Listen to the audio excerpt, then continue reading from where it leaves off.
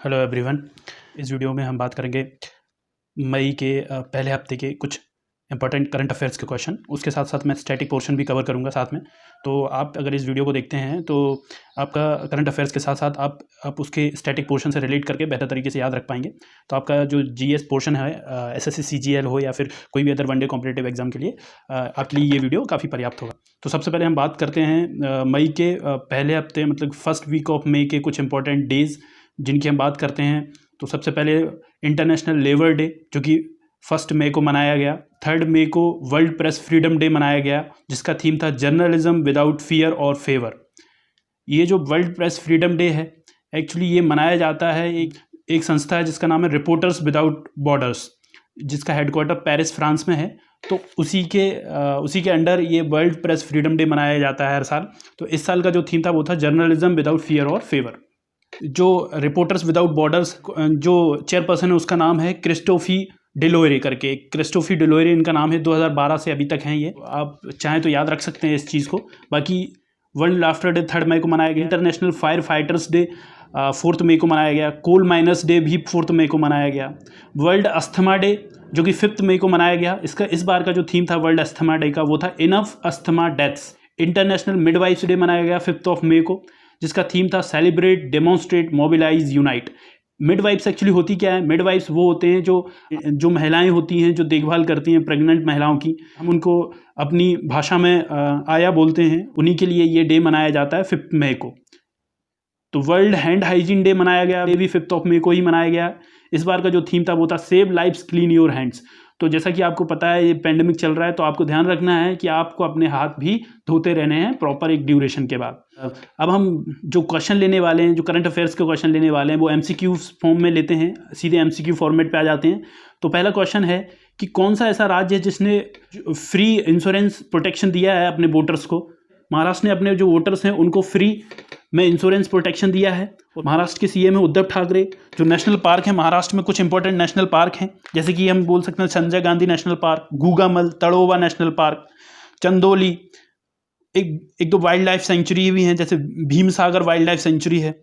कुछ power plant भी हैं, तारापुर हो गया, जैतापुर हो गया, शोलापुर हो गया, चंद्रापुर। और ऐसे ही गुजरात में भी उकई थर्मल प्लांट है, वो गुजरात में है। दूसरा प्रश्न है हमारा कि हम हार नहीं मानेंगे, ये जो गाना है ये किस बैंक के द्वारा लॉन्च किया गया है? तो ये जो गाना है ये लॉन्च किया गया है एचडीएफसी बैंक के द्वारा। एचडीएफसी बैंक जो है वो 1994 में बनी थी। इसका फुल फॉर्म होता है housing development finance corporation limited. और इसके मैनेजिंग डायरेक्टर हैं अपने आदित्य पुरी इसके मैनेजिंग डायरेक्टर हैं। बाकी इसका हेडक्वार्टर है तो वो मुंबई में है। कौन सा ऐसा राज्य है जिसने मुख्यमंत्री शहरी रोजगार गारंटी योजना लॉन्च की है? ये लॉन्च की है हिमाचल प्रदेश की गवर्नमेंट ने। हिमाचल प्रदेश की गवर्नमेंट ने ये जो मुख्यमंत्री शहरी रोजगार गारंटी योजना है ये लॉन्च की है। और हिमाचल प्रदेश के जो सीएम हैं वो हैं जयराम ठाकुर, और जो गवर्नर हैं वो हैं भंडारू दत्तोत्रेय। शायद मैं प्रोनाउंस सही से नहीं कर पा रहा हूँ, भंडारू दत्तोत्रेय, आप देख लेना एक बार। Mid day ration scheme launch की है एक स्टेट ने, तो वो की है। जैसे मिड डे मील चलती है हमारी, ऐसे मिड डे राशन स्कीम भी स्टार्ट की गई है, वो की गई है मध्य प्रदेश के द्वारा। मध्य प्रदेश इसकी राजधानी भोपाल है। और इसके जो सीएम हैं वो शिवराज सिंह चौहान हैं। कुछ ही समय पहले बने, इसके पहले थे जो कांग्रेस की सरकार थी, उन्होंने बनाई थी अपनी सरकार यहाँ पर, बट कुछ कारणवश उनकी सरकार गिर गई है फिर से। कमलनाथ जी पहले मुख्यमंत्री थे, लेकिन अब फिर से शिवराज सिंह चौहान हैं। और यहाँ की जो गवर्नर हैं वो हैं लालजी टंडन। एक पोर्टल लॉन्च किया गया है कि the bank of scheme ideas innovation and research. कौन सी मिनिस्ट्री के द्वारा ये जो पोर्टल है वो लॉन्च किया गया है? ये जो पोर्टल है ये पोर्टल लॉन्च किया गया है एमएसएमई के द्वारा। एमएसएमई के इसके लिए जो हमारे यूनियन मिनिस्टर हैं वो कौन है? इसके लिए जो मिनिस्टर रिस्पॉन्सिबल हैं वो हैं नितिन गडकरी, जिनकी की लोकसभा कॉन्स्टिट्यूएंसी है नागपुर। नितिन गडकरी। एमएसएमई का फुल फॉर्म होता है micro small and medium enterprises. MSME की फिर से डेफिनेशन चेंज कर दी गई हमारे फाइनेंस मिनिस्टर के द्वारा। तो एमएसएमई की अब डेफिनेशन है कि जो कंपनी 1 से 5 करोड़ के बीच में व्यापार करेगी वो आएगी माइक्रो के अंदर, और जो 5 करोड़ से लेकर 50 करोड़ तक व्यापार करेगी वो आएगी स्मॉल इंडस्ट्रीज़ के अंदर, और 50 करोड़ से जो ऊपर व्यापार करेंगे वो मीडियम इंडस्ट्रीज़ में आएंगी। निर्मला सीतारमण जी हमारी फाइनेंस मिनिस्टर हैं, हमारी यूनियन फाइनेंस मिनिस्टर हैं। एक और प्रश्न है, defence institute of advance technology जो कि पुणे में है, इन्होंने एक माइक्रोवेव स्टेलाइजर है उसको डेवलप किया है, उसको बनाया है। उसका काम एक्चुअली है क्या, जो कोविड-19 का वायरस है उसको वो तोड़ देगा विद इन 30 सेकेंड्स। तो उसका नाम क्या है, उसका नाम पूछा गया है, उसका नाम है अतुल्य। उसका नाम है अतुल्य। ओके, उसका नाम अतुल्य है।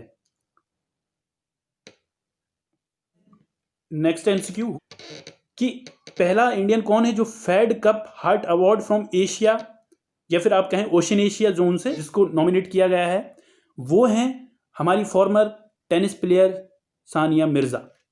हमारी former tennis player Sania Mirza. Who has been appointed interim managing director and CEO of PNB housing finance. PNB की जो एक हाउसिंग फाइनेंस सब्सिडरी है उसके एमडी और सीईओ किसे अभी नियुक्त किया गया है, तो वो हैं नीरज व्यास। नीरज व्यास को किया गया है। और जो सीईओ हैं पीएनबी के, सीईओ जो पीएनबी के हैं अभी, वो हैं एसएस मल्लिका अर्जुन राव।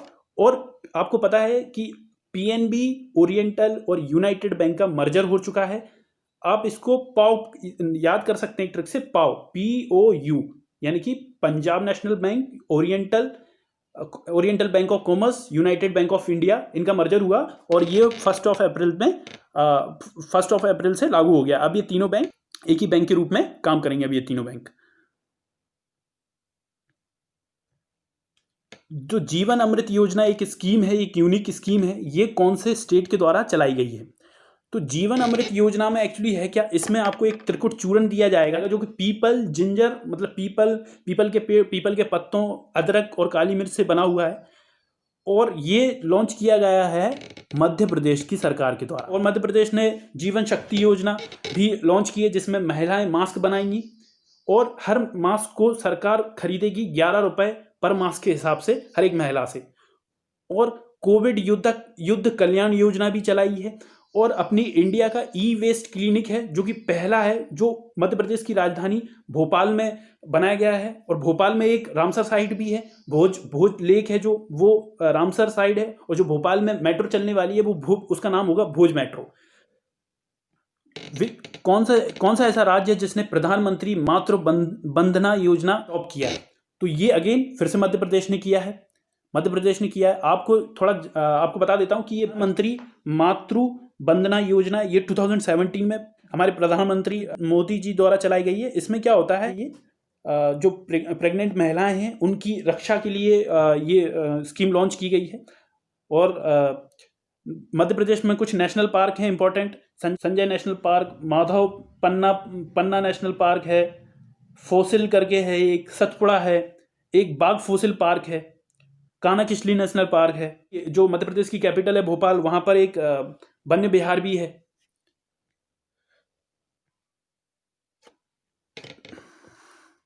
यूनाइटेड नेशंस में भारत की तरफ से अगले राजदूत कौन होंगे? अगले राजदूत भारत की तरफ से होंगे टीएस त्रिमूर्ति अगले राजदूत होंगे।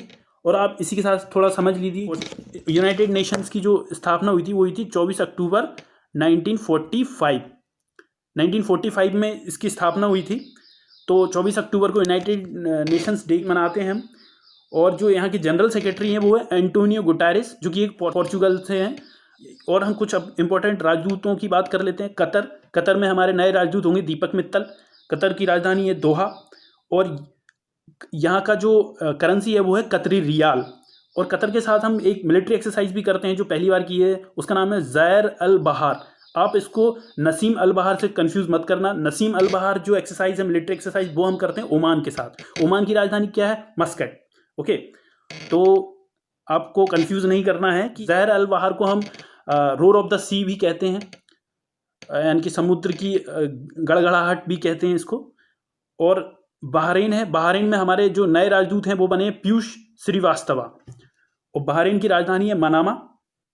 आप मनामा पनामा से कंफ्यूज नहीं करेंगे। पनामा एक खुद में एक कंट्री है, पनामा, जो कि साउथ आप कह सकते हैं साउथ या सेंट्रल अमेरिका के बीच में है, सेंट्रल अमेरिका और साउथ अमेरिका के बीच में पनामा नाम से कंट्री है जिसकी कैपिटल है पनामा सिटी, और पनामा कैनल भी है वहाँ पर, है ना। ऑस्ट्रेलिया जिसकी राजधानी है वियना, यहाँ की करेंसी यूरो है, और यहाँ पर हमारे जो नए राजदूत हैं वो हैं Jaideep Majumdar. Republic of Slovenia में हमारे नए राजदूत बनी हैं Namrata S Kumar. Republic of Slovenia और स्लोवाकिया में आप कंफ्यूज नहीं होंगे, जो स्लोवेनिया है उसकी कैपिटल है ल्यूब्लियाना, ल्यूब्लियाना। स्लोवाकिया का भी बारे में थोड़ा सुन लीजिए, स्लोवाकिया की कैपिटल है ब्रेटिस्लावा, ठीक है। और स्लोवेनिया की कैपिटल क्या है? स्लोवेनिया की कैपिटल है ल्यूब्लियाना। तो आपकी कंफ्यूज मत होना, दोनों यूरोपियन कंट्रीज हैं, दोनों में ही यूरो चलते हैं, बट इनकी कैपिटल अलग अलग है और ये अलग अलग कंट्रीज हैं।